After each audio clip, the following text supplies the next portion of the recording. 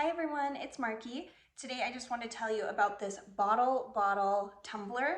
This is a 40-ounce tumbler, so it's a really good size, and it is made of stainless steel.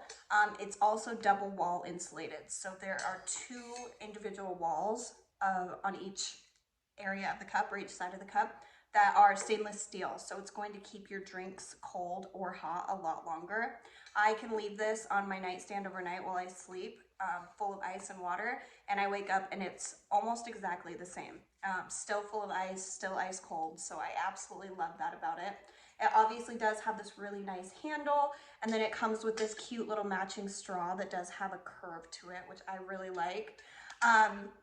Dishwasher safe, so it's super easy to clean. You're not gonna have to sit there hand washing it.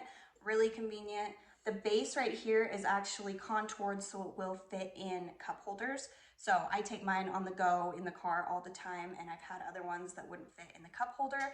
This one fits completely perfectly. I love the size. I don't have to be filling it up all the time. It's a really good size, but it's not too clunky or hard to carry around. The handle definitely makes it easier.